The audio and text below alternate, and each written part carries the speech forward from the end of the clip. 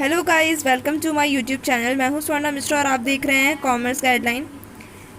Guys, in my previous video we have discussed class 12th business study topic nature of coordination. In this video we will discuss importance of coordination. So our first point is size of organization. See, इसमें मतलब बात हो रही है कि organisation की size की, तो ऑर्गेनाइजेशन का साइज़ बड़ा हो, ठीक है। अगर इन अ लार्ज ऑर्गेनाइजेशन, हमारे ऑर्गेनाइजेशन का साइज़ जब लार्ज होता है, बड़ा होता है, तो लार्ज नंबर ऑफ़ एम्प्लॉयज़, तो बड़ा ऑर्गेनाइजेशन होगा तो उसमें नंबर ऑफ़ एम्प्लॉयज़ भी बड़ा होगा और नंबर एम्प्लॉयज़ भी बहुत ज़्यादा होंगे, है ना। तो ईच पर्सन हैविंग, हर एक पर्सन के, हर एक एम्प्लॉयज़ का क्या होगा, डिफरेंट इंटरेस्ट, उनके इंटरेस्ट अलग होंगे। Has its own habit of work, उनके हैबिट्स अलग होंगे, काम करने के तरीके अलग होंगे।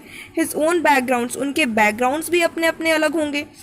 तो जब इतने सारे एम्प्लॉयज़ हैं हमारे ऑर्गेनाइजेशन में और इतने सारे एम्प्लॉयज़ के अलग इंटरेस्ट हैं, अलग तरीका है काम करने का, उनका एक अलग अपना स्टाइल है, अपना एटीट्यूड है, अपना अलग बैकग्राउंड से, कोई डिफरेंट सिटीज़ स्टेट से बिलोंग करते हैं, इतने सारे डिफरेंसेस होने के बावजूद all these people have to work together as a group despite these differences.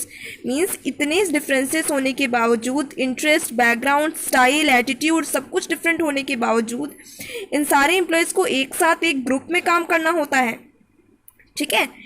Therefore it become essential to integrate individual and group goals through coordination. See, तो जब इतने सारे डिफरेंसेस हैं हमारे एम्प्लॉयज़ में, तो इन सारे एम्प्लॉयज़ में कॉन्फ्लिक्ट्स क्रिएट ना हो, मीन्स कोई प्रॉब्लम हमारे ऑर्गेनाइजेशन में क्रिएट ना हो, इसलिए हमें कोऑर्डिनेशन की ज़रूरत होती है कि कोऑर्डिनेशन के थ्रू हम इन सारे डिफरेंसेस को रिमूव करके एक प्रॉपर तालमेल बैठाकर हम अपने ऑर्गेनाइजेशन का काम चला सकते हैं, हमारा ऑर्गेनाइजेशन अच्छे से चल सकता है, अच्छे से ग्रो कर सकता है। तो इसके लिए हमें कोऑर्डिनेशन की ज़रूरत होती है, ठीक है। तो हमारा सेकेंड पॉइंट क्या है, functional differentiation. Function of an organization divided into departments, sections, divisions and like. Coordination problem arise because each unit tries to perform its mission in isolation from the other. See, इसमें क्या है कि हमारे organisation में बहुत सारे departments हैं, बहुत सारे सेक्शंस हैं, बहुत सारे डिविजन्स हैं, मीन्स इतने सब कुछ हमारे डिपार्टमेंट्स हैं। तो इसमें क्या होता है ना कि सारे डिपार्टमेंट्स क्या करते हैं, सिर्फ अपने डिपार्टमेंट के बारे में सोचते हैं, हमारे ऑर्गेनाइजेशन के बारे में तो कोई सोचता नहीं है, सब अपने डिपार्टमेंट्स के बारे में सोचते हैं। तो वो लोग अपने परफॉर्मेंस को करने में, अपने डिपार्टमेंट्स में अपने परफॉर्मेंस को करने में वो लोग इतने ज़्यादा इंडल्ज हो जाते हैं कि उन्हें ऑर्गेनाइजेशन में क्या हो रहा है कुछ मतलब ही नहीं होता, कुछ फ़र्क ही नहीं पड़ता, सिर्फ अपने डिपार्टमेंट्स के बारे में वो लोग सोचने लगते हैं।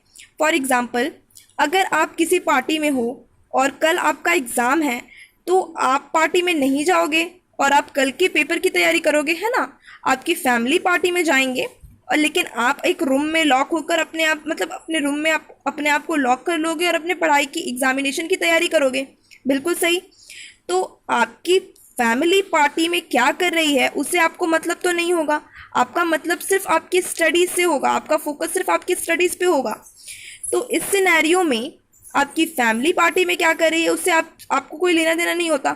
उसी तरह ये डिपार्टमेंट्स अपने परफॉर्मेंस में इतने ज़्यादा इंडल्ज हो जाते हैं कि ऑर्गेनाइजेशन में क्या हो रहा है इन्हें कोई मतलब नहीं होता। तो इस केस में क्या होगा, इस केस में हमारे ऑर्गेनाइजेशन में प्रॉब्लम हो सकती है, कॉन्फ्लिक्ट्स क्रिएट हो सकती है, कन्फ्यूज़न क्रिएट हो सकती है। तो इस वजह से इसमें हमें कोऑर्डिनेशन की ज़रूरत होगी ताकि सारे डिपार्टमेंट्स ऑर्गेनाइजेशन के बारे में भी सोचें। ऑर्गेनाइजेशन का अगर ऐसा होगा तो ऑर्गेनाइजेशन का बेड़ा तो गर्क हो जाएगा भाई। सब अगर अपने डिपार्टमेंट्स के बारे में सोचने लग जाएंगे तो फिर हमारा ऑर्गेनाइजेशन ग्रो ही नहीं कर पाएगा, है ना। तो इसके लिए हमें कोऑर्डिनेशन की ज़रूरत होगी ताकि सारे एम्प्लॉयज़ के एफर्ट्स को एक कॉमन गोल की तरफ ले जाया जा सके, ताकि हमारे ऑर्गेनाइजेशन का गोल अचीव हो सके। तो इसमें हमें सारे डिपार्टमेंट, सारे एम्प्लॉयज़ के एफर्ट्स को एक साथ लाना होगा, ठीक है, और इसके लिए हमें कोऑर्डिनेशन की ज़रूरत होती है। ओके, तो गाइज हमारा लास्ट टॉप पॉइंट है स्पेशलाइजेशन। ओके, तो गाइज़ मैं आपको एक चीज़ बता देती हूँ, अगर आपका ऑर्गेनाइजेशन बड़ा है, लार्ज है, तो उसमें आपको स्पेशलिस्ट की ज़रूरत पड़ती है, ठीक है, ताकि हमारे ऑर्गेनाइजेशन में कभी किसी प्रॉब्लम, कभी हमें किसी डिसीज़न की ज़रूरत पड़े तो हमारे स्पेशलिस्ट अपने स्पेशलाइजेशन से हमें उस प्रॉब्लम से सॉल्व करें, हमारे प्रॉब्लम को सॉल्व करें, हमारा ऑर्गेनाइजेशन ग्रो करे। तो उसके लिए हमें स्पेशलिस्ट की ज़रूरत पड़ती है, ठीक है। लेकिन जो ये स्पेशलिस्ट होते हैं ना, इनमें थोड़ी हम वाली एटीट्यूड आ जाती है एक पॉइंट पे। वो सोचते हैं कि भाई हम तो स्पेशलिस्ट हैं, हमसे सबको डिसीज़न लेना होता है। तो स्पेशलिस्ट में थोड़ी एटीट्यूड सी प्रॉब्लम हो जाती है। तो specialist thinks that they are only qualified to evaluate, जज एंड डिसाइड। स्पेशलिस्ट क्या सोचने लगते हैं कि भाई वही एक पढ़े लिखे हैं, सिर्फ उन्हें ही सब कुछ नॉलेज है। तो उनमें एक हम वाली बात आ जाती है ना भाई, कि मैं तो मैं हूँ, मैं किसी से कम थोड़े हूँ, मीन्स वो एटीट्यूड आ जाती है। तो जब सारे जो स्पेशलिस्ट होते हैं, अब जो मतलब समझो कि सेकंड स्पेशलिस्ट क्या सोचेगा कि भाई मैं जो कर रहा हूँ वो सही कर रहा हूँ, फर्स्ट स्पेशलिस्ट सोचेगा कि नहीं मैं जो कर रहा हूँ वो सही कर रहा हूँ। तो स्पेशलिस्ट में थोड़ी प्रॉब्लम क्रिएट हो जाएगी। इससे क्या होगा, हमारे और मतलब कन्फ्यूजन क्रिएट हो जाएगी। स्पेशलिस्ट सोचने लगेंगे कि मुझे पहले स्पेशलिस्ट की बात दूसरा स्पेशलिस्ट नहीं मानेगा, दूसरे स्पेशलिस्ट की बात पहला स्पेशलिस्ट नहीं मानेगा। वो सोचेगा नहीं मैं जो कर रहा हूँ वो सही कर रहा हूँ, पहला स्पेशलिस्ट सोचेगा नहीं मैं जो कर रहा हूँ वो सही कर रहा हूँ। तो इससे हमारे ऑर्गेनाइजेशन में कन्फ्यूजन क्रिएट हो सकती है, इससे कॉन्फ्लिक्ट क्रिएट हो सकती है। तो इस वजह से क्या होता है कि स्पेशलिस्ट में भी कोऑर्डिनेशन होना चाहिए, है ना। Therefore it becomes essential to coordinate the efforts of specialists among themselves as also between specialists and other in the organisation. तो इन सारे स्पेशलिस्ट्स में भी कोऑर्डिनेशन की ज़रूरत होगी। अगर कोऑर्डिनेशन इन सारे स्पेशलिस्ट्स में नहीं होगा तो सब स्पेशलिस्ट बोलेंगे। अब फॉर एग्जांपल मैं बताती हूँ आपको कि अगर आपको एक स्पेशलिस्ट बोलेंगे, अगर बोलता है, एक स्पेशलिस्ट कहता है कि हम अपने सेल्स को थोड़ा सा सेल्स को बढ़ाने के लिए हम थोड़ा प्राइस डिक्रीज़ कर देते हैं, ठीक है, किसी प्रोडक्ट का प्राइस डिक्रीज़ कर देते हैं, इससे क्या होगा, हमारा सेल्स बढ़ जाएगा। लेकिन दूसरा स्पेशलिस्ट कहता है कि नहीं नहीं, हम अपने सेल्स को बढ़ाएंगे लेकिन हम अपने प्राइस के साथ कोई हम समझौता नहीं कर सकते, प्राइस तो हमारा बड़ा ही रहेगा।